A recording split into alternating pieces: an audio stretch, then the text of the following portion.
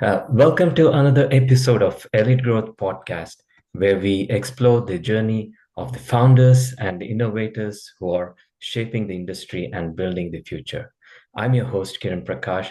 Today, I'm excited to sit down with Nate Zeek, a lifelong builder, revenue leader, and founder who has spent over 25 years leading and scaling companies across construction, technology, risk management, and agriculture. From founding startups to building teams of thousands, Nate has consistently proven what it takes to transform ideas into sustainable business and thriving communities. Before we dive into the conversation, this episode is sponsored by NeuroAgentic AI Labs. NeuroAgentic AI Labs partners with B2B SaaS companies to integrate AI solutions that increase efficiency, automate key workflows, and unlock growth. Now, let's dive in. Nate, welcome to the podcast. Thanks. Great to be here. Thank you. Nate, you describe yourself as a lifelong builder and community leader. Could you share how your journey started and what first sparked your passion for building, whether it was companies, teams, or communities?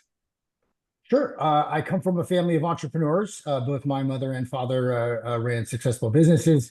My father was in construction. Most of my family was in construction. And I went off to college and wasn't impressed with the seriousness of what was going on, and left to start my first business, which at the time, house music and dance music in the mid 90s was really growing rapidly. And I saw an opportunity to jump in, and then scaled that business just to a few people, but sold it within about 6, 7 months for $40,000, which seemed like a ton of money to me at 18. And I was like, wow, I can get paid to do this. This is great. And that kind of launched my career into entrepreneurship, and then have gone into several industries and found my way back to construction. So I always was kind of developing some property on the side, and then have gone in and out of the industry just because I love building buildings for people. So, looking back, your 25 plus years of experience across construction, tech, and startup, these are all different mix. What has been the common thread tying all these ventures together? Sure, I think it's an inflection point on the industry when there's rapid growth happening, and when there's new technology or processes involved, are some of the key things. So whether that was in technology, the advances in software, we're scaling a bunch of AI systems now within construction. So when there's new tech to use, there's usually a new process that can be gleaned from that. I've always been on the revenue side of things. And if I see an inflection point of rapid growth and I see new tech that can be brought to bear to take market share, that's the sweet spot. Excellent. You have found and led multiple startup, raising over 15 million financing. That's very impressive, and generating more than 100 million in revenue. What's one of the biggest lessons you have learned about taking an idea from a concept into a thriving business? Yeah, and that is what I love to do, is that idea to growth. There's something very interesting to me about figuring things out. I like complex problems. There's nothing more complex than coming up with an idea and a problem that we can solve, finding the right people that are passionate about solving that problem for people, and then piecing together whatever it takes to get it off the ground and find that product market fit that one day leads to growth. And once it gets to that point where it's kind of in a B round or a growth round, or the business is bootstrapped and now scaling beyond, hey, we know this works, we just got to pump it out. I usually lose interest at that point. The board grows too big or there's too many employees, and I'm just like, all right, let me go do something else. So that early stage to idea and getting that off the ground is just such a complicated thing, takes so much time and energy, and just you never know what it's gonna make it work. So figuring that out is a real passion of mine. And excellent, like because not many people have this kind of attitude because we are all stuck in that kind of we are procrastination, or we are either stuck in the analysis paralysis. And to take an idea into business, it's not easy. And do you think it's because of your entrepreneurial background from your parents, or if your early exposure to entrepreneurship, is that what helped, or like what You know, yeah. my thinking on this is involved and goes in different directions at different times. I probably see it mostly as a sickness, maybe like a mental illness almost. If I could stop, I probably would. I've had some good exits and had chances to kind of hang back, and I always find just a fascinating problem to solve, and it gets me involved. It's tough work. I like to work hard. I don't know that I have a real answer for you. I think definitely my history, seeing my family do it, sure, but I used to help any entrepreneur that was trying to start a business, and now I find myself mostly trying to talk people out of it. Out of it. Yeah, the Yeah. business climate's gotten tough, and Yeah. it seems that business gets harder and harder. So Yeah. I don't know that I have a great answer for you, except it's just something I've never been able to stop doing. Excellent. Yeah, the now once you start the startup, it's about scaling. So many founders struggle with scaling teams, and you have managed thousands of employees, partners, and volunteers. What's your secret to build strong, motivating teams that deliver? Empowering people, number one, and then finding people that can get the job done. So that's a two-sided coin. You've got a lot of people who might be passionate about something. You can use that to really empower purpose in their lives. But they may have skills and they're just not able to do what it takes. At the early stage, everyone has to wear multiple hats.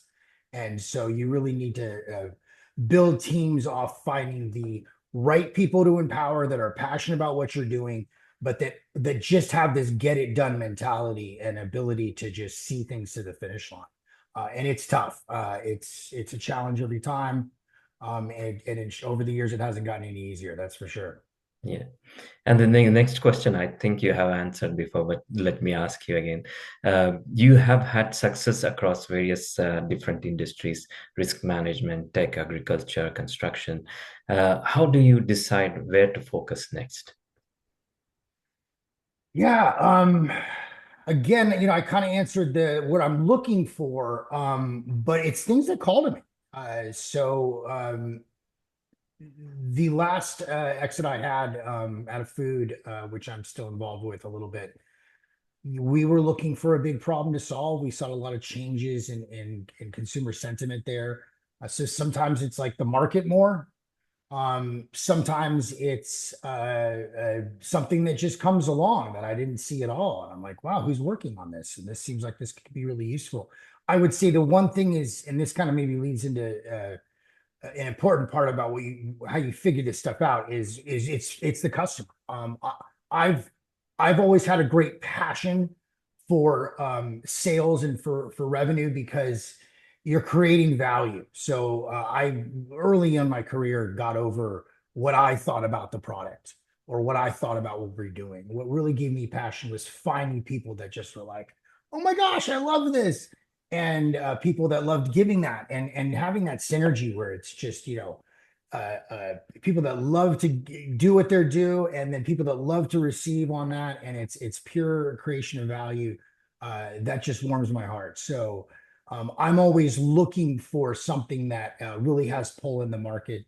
That there's a real big problem that people have, or something again that's changing. There's a problem like build more housing. Yeah, been a problem for a while. But new things come to bear or new technologies come online that be like, we can really expand helping people in this way. So focus on the customer always, but that creation of value for the people that really love to receive what you're doing. Yeah, and I think that's a very good approach. It's about creation of values, and that's where the money follows. Like it's if you follow the money, it's not the right approach. Yeah, Yeah, so that's good. absolutely. I've never been motivated by money. Yeah, You focus on people's problems and helping people and doing things. yeah, And again, the money's got to work. But I think you're right. I think there's a synergy there, and how that works, and probably for good cause. Okay, let's discuss about Pacific Construction Solution. Sure. Um, so at Pacific Construction Solution, you're focused on exterior building envelope and cladding system. What excites you most about the construction industry right now? Yeah, I know it well. I've worked in and out of it for years. I've developed property myself, both residential and commercial. So it's something understand. And I had left my last company and was like, really was looking to kind of go into this older industry. And I saw a lot of change in products, how these things were being done. So the manufacturers kind of technology behind that. And then was looking just for the right team. I'm always looking for the right founders to join. I used to kind of believe in founding companies by myself, and I don't anymore. I'm always looking for a team. So I was able to find a founder, Bill Ovchinnikov, who's just young, incredible, one of the greatest people I've ever worked with, and saw his passion for really developing a leader in that space. And I saw that there was nobody there. So I'm a big fan of category design, and when you can kind of come in and redefine a category, there's usually a big opportunity there. So we saw a lot of synergy again with the environment, a lot of climate change. I'd worked previously in construction, kind of cleaning up after catastrophes, big hailstorms and hurricanes and things. Mhm. So I was keyed into the climate changing, and that there were going to be a lot of structures that were going to be getting a lot more wind, water, ice. Saw an opportunity for the products that are coming online to be used in new ways to make the building envelopes more durable and long lasting, Yeah. and then found the right founder. And so when you have the right team and you have a problem again that's rapidly growing, and you've got a need in the market, and all those things kind of came together. In this case, it was finding the right founder for sure. And I really appreciate what we're doing here. Okay. What's the biggest challenges construction companies face in 2025? And how do you see the technology or even AI helping to solve them? Yeah, something I've always been good at is I've never sold on price. I believe price sells itself. So I'm always focused on, what's the need? What can you do to serve that need? And I clearly saw, this process in commercial construction where first of all, very complicated sale. So you've got a lot of parties involved. You've got kind of an account-based marketing across several organizations, because you have somebody like deciding to develop maybe a multifamily apartment complex, or a large commercial project. And then they go out and hire a general contractor or bid that out, and kind of are looking for the low number. Then that propagates itself down the line as the kind of their artisan or subcontractors that do the different trades, and they're bidding those people out. And it's a race to the bottom, and unfortunately that doesn't usually result in the best finished product or finished development. So I saw an opportunity really to come in and bring a real focus on kind of modern marketing techniques, creating an ideal customer profile, really leveraging uh, all the software we have now to reach people and judge engagement, and kind of bringing this all together in a very old industry. A lot of these tools that we use in technology, everything from a CRM to all the outbound software we use, all the demand generation, I mean, everything uh, really is not well understood in some of these old industries. So Yeah. I'm excited about it day to day, because I'm bringing a bunch of new tools and a bunch of new software and a bunch of new processes that are kind of unheard of in an old industry. I got here and Yeah. somebody's like, "What's a CRM?" I think I I was think like, it's "Wow." at this point, whoever adopts the technology faster, especially on AI, it's they rule actually, and you're already yeah, Absolutely. And there's all these manual processes in this yes, industry. So I absolutely agree. We've started to deploy all kinds of different levels of AI, or depending on how you classify that, Yeah. to automate a lot of processes that take a lot of time. So absolutely, I see this opportunity in many industries. I think Yeah. we've kind of maxed out maybe what we can do on enterprise sales of software, but bringing some of these methods and tools into these older industries that have been operating the same way for a long time. Not just bringing software, but really bringing a suite of services in will be what generates the real leaders of tomorrow, I think, across industries. So is that something as part of your service, like offer those end-to-end suite? Do you offer that as a service to other businesses, or is it just And not currently, man, but yeah. I'm painting a masterpiece over here. So we'll see. I think in a few years from now, we're scaling the company now. It was nice to come into an existing company and put it into startup mode, which is always a unique challenge. So we're rapidly growing both in staff and revenue. And yeah, if I can accomplish the goals, which I expect to do in the next 2 to 3 years, of what we're setting out to do, I've thought about that. Gosh, this is a cut and paste system you could bring to a lot of people. Sure. Yeah. And so you have raised capital for different from different sources over the years, and what's your approach to finding the right investors and building the long-term trust with them? Yeah, gosh, and this is, when I think back to myself 30 years ago, my parents bootstrapped their businesses. That wasn't a word at the time. So, it wasn't until I started getting into more of the what we think now of like pre-seed, seed, and numbered rounds, and was like, wow, I didn't even know that bootstrapping was a thing. So it just depends on where you're at. I would tell you my best exits have all been bootstrap businesses. Mhm. So if you can not raise money, then don't raise the money. And don't take the delusion. But sometimes you're just in things that there's nothing to, and this is it. Business has changed a lot like this. It's so complex now. There's so many tools and such big players across industries that you probably, if you're going to make any big dent in a business or an industry, you're going to need to raise capital.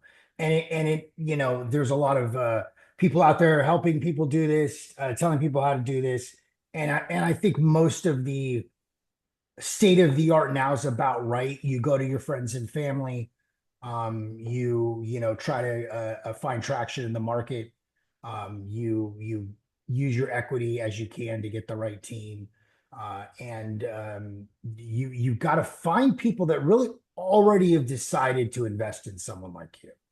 So this is probably kind of boilerplate advice, but again, find people that are in your industry that have interest in what you're trying to solve, and that are interested in your stage, is absolutely critical. And so I'm constantly recruiting all the time for people everywhere I go, and I'm constantly paying attention to investors. I keep in touch with a lot of venture capitalists. I keep in touch with a lot of private individuals. Some have invested in previous companies of mine. Some are industries I'm thinking about going into, and I'm already talking to those people or meeting them now. And so, if you're going to be a founder, constantly networking and keeping an eye to the future, not just what you're going to expect like next year, but you need to be thinking 3, 5 years out as long as possible. I'm like, where is this business going to go? What stages of capital are I going to need to raise? You better start making those relationships now. And if you're thinking about an exit and you're thinking about, I want to go into this new space, again, you better be networking both with the people you might hire to do that, the partners you might use to support you, and absolutely the investors that are there. Most of the time, if you're going to have an investor that doesn't know you well, put in your business, they're already looking for you. And so, just like a customer, just like you have like a ideal Yeah. customer profile, you should have an ideal investor profile, and Oh, you should not do not waste your time with anybody else. That's a losing battle. You already have to pitch so many people. So If you're sitting there talking to people who's somebody's friend, but they're not really into what you're doing, they're not going to understand it. And if you're talking to somebody who understands what you're doing, but they're not looking for your business at your stage, you're wasting your time. Don't waste your time on people that aren't the ideal investor for you right off the bat. Okay. Yeah, that's I think that answers the next question I was about to ask. What's your advice for founders today on pitching and building investor relationship, and what would you tell them? I think the ideal investor profile, that's something you would start with. And is there anything else do you want to add? And don't do it. I mean, just don't do it. Like, Okay. and God bless the investors in my companies. Several of them are close friends of mine now. God bless venture capital. I mean, all these things are great things, but money brings no value. Mhm. It just brings dilution.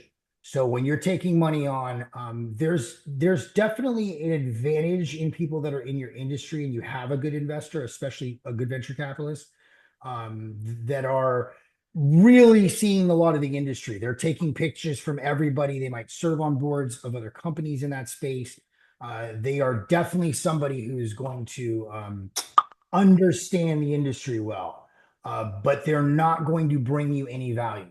They are going to put their capital in and they're going to expect a return, and that's why they're doing it, and that's it. And that's how that works. So if you can avoid raising capital and build it off of revenue, that is the path you should take. And if you take that path and you are successful, as you go to scale the business, you're not only going to have more investors interested, it's going to be easy for you to leverage the revenue into, more traditional finance and paths than that. That's a great advice. Thank you. You have had companies acquired and scaled, others to exit. What do you think the thing separates a startup that survives from one that thrives? Hmm. Um, Man, just a commitment to figure out that product market fit. You know what whether that company, and there's companies I've helped found or started myself that are in business today that have gone on to grow to larger companies. All the decent exits. I've had a lot of things just run into the ground, quite a few, probably very mostly. And then I think the one thing that's probably changed is acquisitions are your exit now. Um, I think it's become harder and harder to think about one day I'm going to IPO this company. Most of the time, it's going to be acquired, and that's rapidly changed as well. Uh, I think probably 20 years ago, some of those acquisitions were a book of customers, a technology you developed, a group of people. Some people just wanted you out of the market and wanted to absorb you.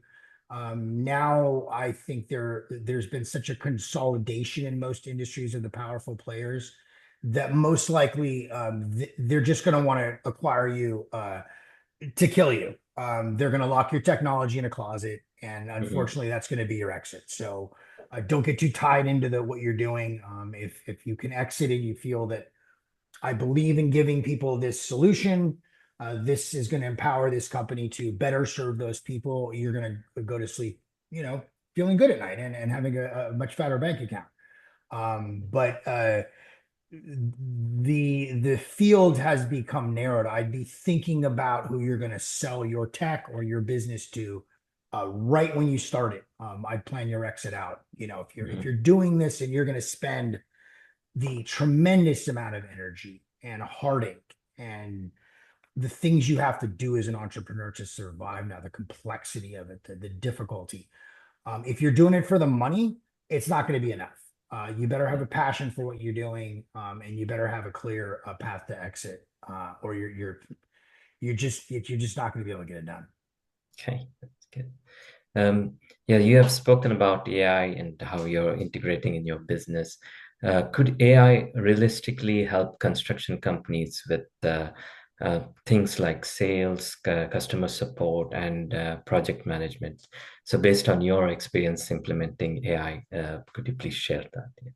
Yeah, I mean, absolutely. Sales is always important, and time and the timing of when you're dealing across ABM strategies, and when you're dealing with projects that are involving several accounts, and you have to be engaged. There's very few ways to reach all those people at the right time if you're not leveraging some of the modern marketing tools.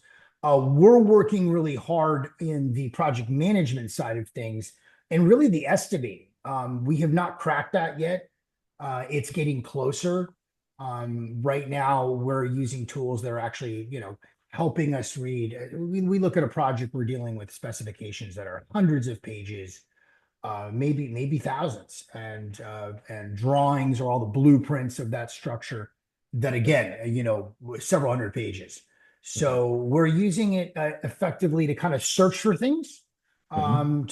to make determinations of what we need to consider, what products are being used, but getting it to like actually understand drawings and measure them effectively and match that up.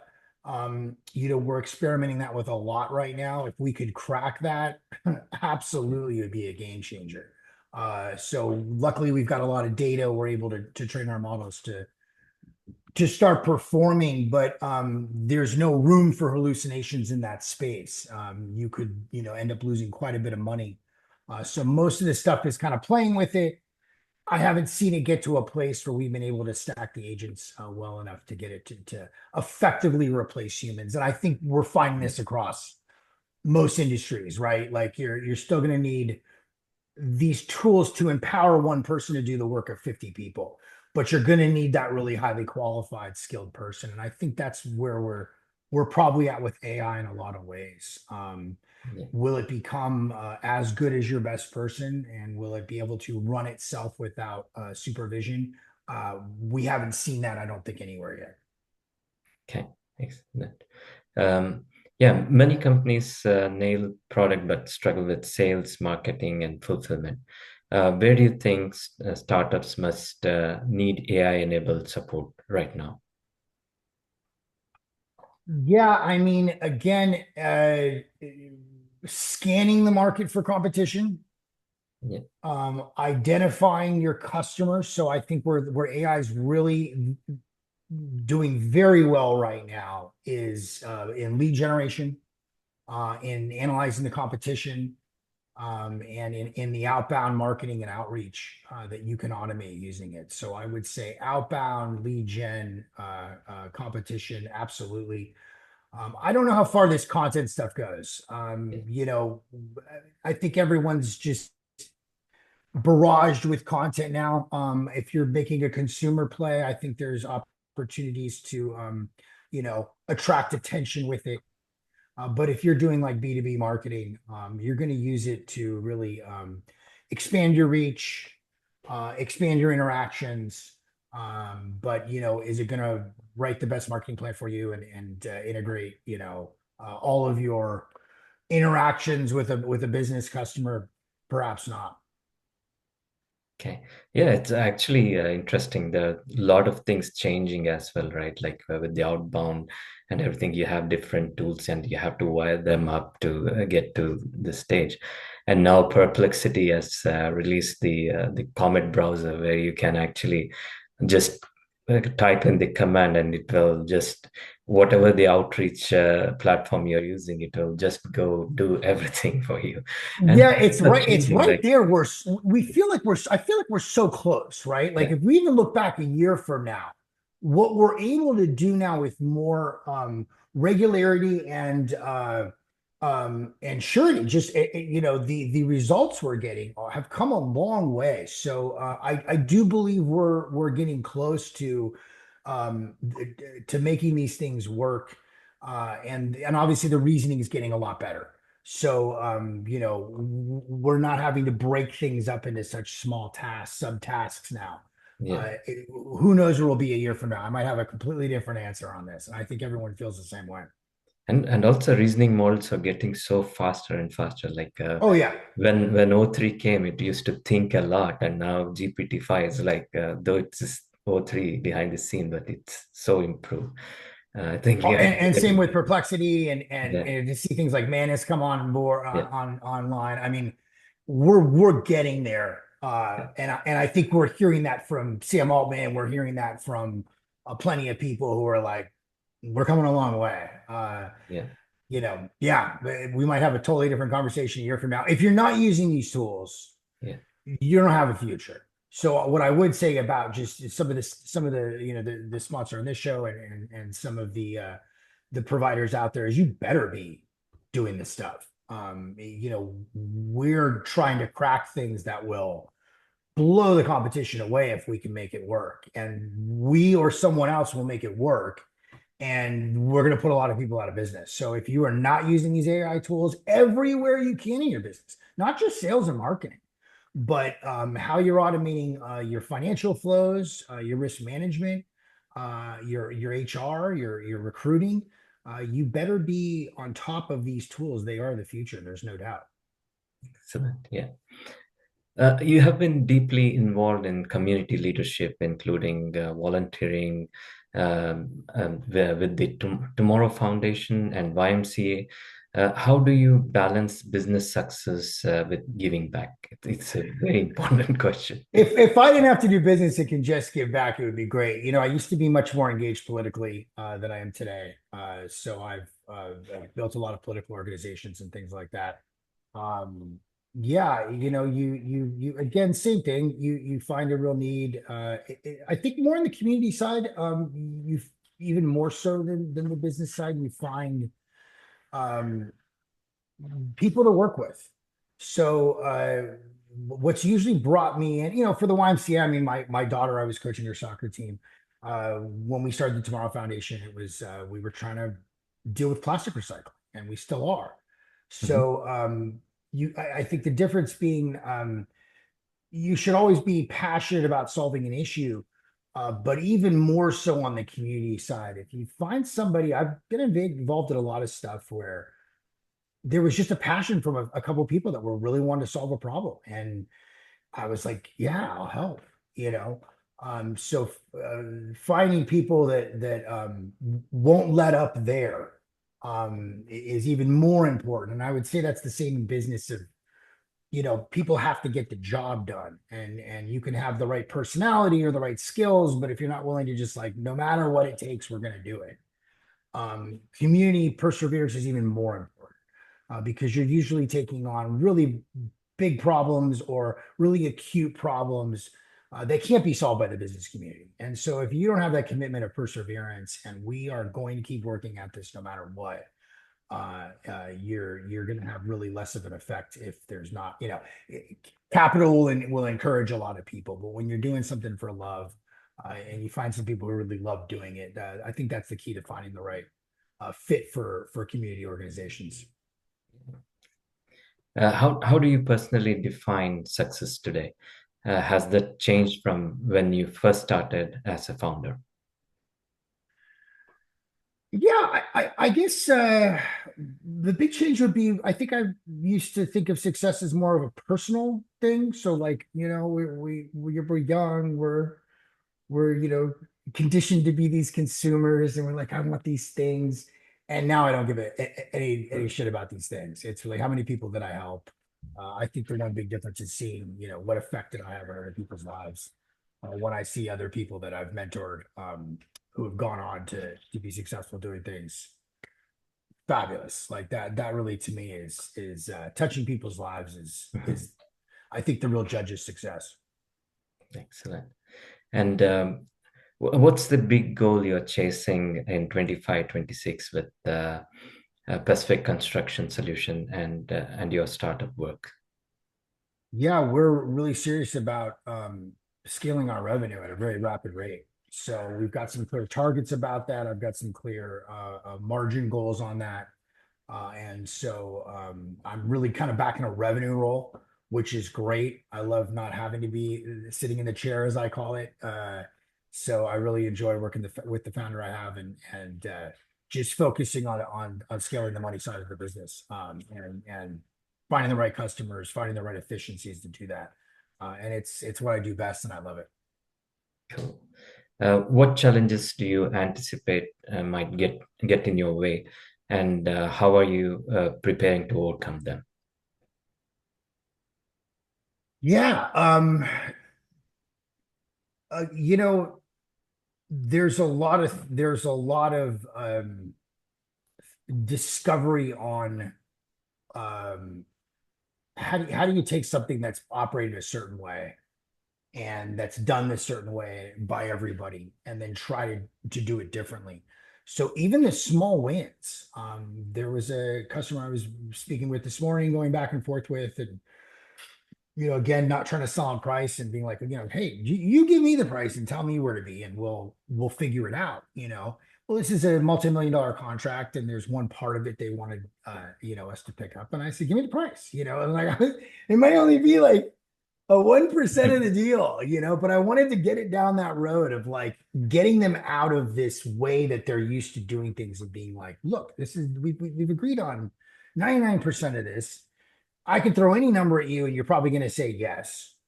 And for me, like, and I may have to do that, but right now I'm playing it going like, give me the number that you want for me to install this one thing. And make it, and let's find a fair number. And I really wanted to just open that person's mind into creating a different type of relationship than they're used to having. So a lot of times when you're trying to solve a big problem, you take a small piece of it and kind of build a snowman from there, start rolling the momentum down from there. So I think the biggest challenge is when you're dealing with an old industry and you're dealing with people that have done things a certain way, just to get them to do it a little bit different can be a real challenge. And the first step on making much bigger changes. If you could pick one industry or area to disrupt next, what would it be and why? Capitalism. The whole thing. Yeah, I think we've got growing inequality that's going to really continue to hurt us of just advancing people's lives. And yeah, I'm not sure that that can be done politically any longer. I'm not sure of how we're going to do it, but it is a hallmark to me of past failed societies and something that we really need to address. So, I don't know if I've just totally given up on that or just keep my head down or what's going mm, on, but I see a lot of people struggling. It's tough for me to see more and more people on the street. And I see more women on the street every day now, which means we're going to start having kids on the street. And that's a dangerous place. So I would say that all the industries, and I don't think you could do that without addressing the consumer side of things yeah, and this how we train people to be consumers. So it's I think everyone's feeling it, and I'm not sure how to address it, but man, I'd love to get on board on so we can figure this out. yeah, and then also with AI and taking away jobs and stuff like that, it's going to be very challenging. Yeah, this seems to only go in one direction, and Yeah, we have some recorded history to look back to, and it never works out well. Although, again, I'm very bullish on and optimistic about humanity, and so every time we have something that breaks, we go on to become stronger. But whatever yeah. doesn't kill you makes you stronger, and I'm sure that'll be the case with humanity. Yeah. No, the Meta's vision is they are planning to bring in the personalized super intelligence. And the problem is like a lot of people they if they have a dream, they can make it real. But a lot of people don't have that dream. At least at this point, people who are on the street, if we can bring that motivation to have that dream, then there is ways to make it happen. Like Yeah, maybe I'm always struck now when I get caught up glancing at social media as sometimes happens and see some of these videos and I'm just like, God, that how much water and energy are we wasting just to have this silly little video that's maybe getting a few laughs. So yeah, there's a lot of big problems we need to solve, and I whether it be equality, whether it be climate, whether it be all the things, the we can't just be laughing ourselves to death here. And yeah, it's a crazy world out there, man. yeah, I can imagine. Okay, now let's get on to the rapid fire round. Sure. One book or resource that shaped your thinking as a builder. Ooh. You know, I'm halfway through Daniel Yergin's book Empire on the oil industry, and that's Mhm. fascinating to look back and realize how much that industry has shaped where we are economically and politically. Mhm. So just currently, I'd say that's the one I'm on top of right now. That's been opening my eyes about where is this happening in other industries. Wow. Most underrated skill a founder should develop. Ooh, taking walks. I'd say health. Like I'm still trying to convince myself to take naps one day, but Yeah. yeah, diet, exercise, sleep, like taking care of oneself. We get caught up and just go, go, go. And you become a lot less effective if you're not healthy as well. Yeah. Construction or tech, which is tougher to scale? Ooh, man. Gosh, that's a tough question. I would say tech, Okay. easier to build, harder to scale revenue, Mhm. construction, tough to build, but easy to differentiate. Okay. AI in construction, hype or a game changer? Game changer for sure, no doubt. Uh, if you weren't building companies, what would you be doing instead? Visiting my daughter and sitting at the beach. Excellent. Yeah, that comes to the end of the episode. That was an inspiring conversation, a true Thank you. example of resilience, leadership, and vision, from building across industries to scale organization and mentoring communities. Your story has been great. Like it's been very inspiring for me. I It's hope been my an adventure, man. Been audience an adventure for sure. audience find it really inspiring as well. And big thank you to our sponsor, Neuroagentic AI Lab. If you're a B2B SaaS company, please check out. Um, okay, and yeah, so for the audience, thank you for tuning to Elite Growth Podcast. If you enjoyed this episode, be sure to subscribe, share it with your network, and leave a review. And Nate, thank you so much for joining this session. Thanks, Kieran. Appreciate you. Cheers.